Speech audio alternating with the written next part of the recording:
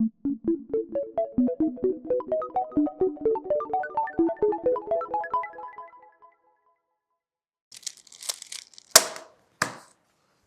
hi there. Welcome back. Today, we're going to be unboxing the Acer Chromebook Spin 511 R753T. This device is going to have, I believe, 4 gigs of RAM and 32 gigs of onboard storage, and another N4500 processor.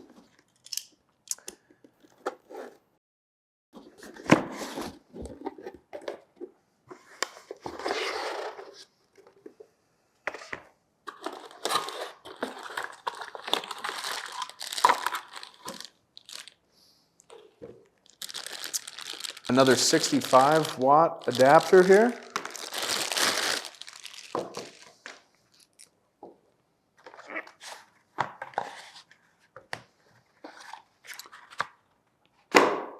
I love the white linen that Acer wraps their devices in. And it looks like they're sticking with, on several new models, this kind of alternating tire tread texture on the back cover. All right.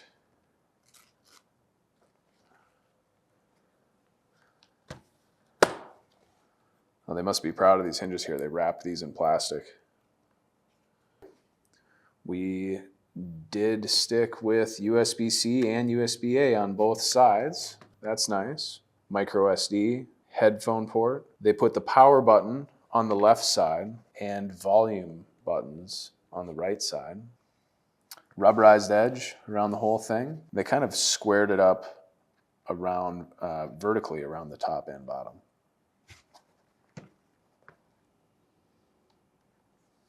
We have another kind of a normal touchpad. I thought it might be smoother than this. Keyboard feels nice though. A little loud. How does it do with fingerprints? Great. There's literally nothing on it. That's great. Cool. How do the hinges feel?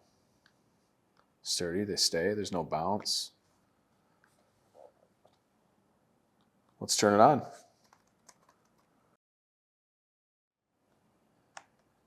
Wow, that's snug. There's like no wobble in that USB-C port. From a cold boot.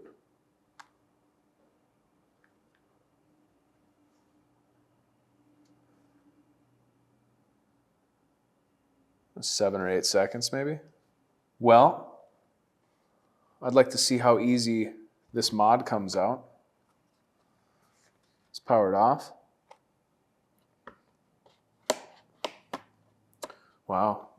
Acer's really doing a good job at making devices that come apart easily. This was great. Do I need a tool at the bottom? Nope. Look at that. Nice. And it looks like they're sticking with 4 screws in both hinges here.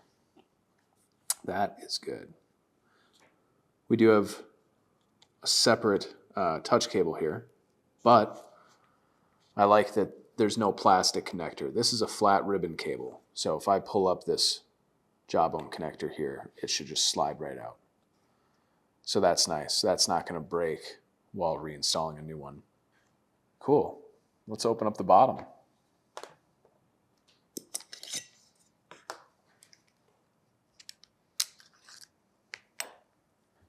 We got a lot of screws here. One thing I'm noticing about the feet here, these feet go flush with the bottom cover. They kind of curve down and the bottom cover curves up towards the ends of the feet. So these are never, I wouldn't expect these to peel up ever, which is nice. Yep. There it is. Wow, easy. Very easy. And we have another battery that is held in by those screws, or rather by the bottom cover itself. And they have stuck with hinges that come pretty deep into the palm rest here. And the brackets on both sides over all ports. Very good. It looks like it might be a little bit of work to get the cables through the hinges here. Nothing crazy. And you would have to take the hinges off or turn them up to get to the boards. But that's about it. This is going to be pretty easy to repair.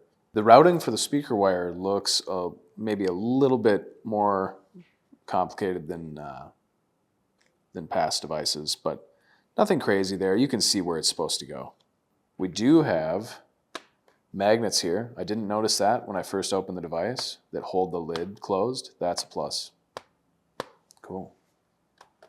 Well, overall, I'd give this device a 4.5, docking at 0.5 for not having a premium experience on the touchpad and keyboard. But other than that, great device. Overall, durable, repairability stays at a 5 for me. Acer is hitting it out of the park with these. There's virtually nothing in the way of anything else on this device. Some of the things that they should probably keep doing that maybe other manufacturers could follow suit on, these hinges being mounted so deep into the device is really going to help, and having 4 screws connecting these hinges to the back cover. Brackets reinforcing all of the ports on both sides, also a great feature. And the battery not being screwed in and being held in by the bottom cover. Great design. So that is the Acer R753T. Thanks, and we'll see you next time.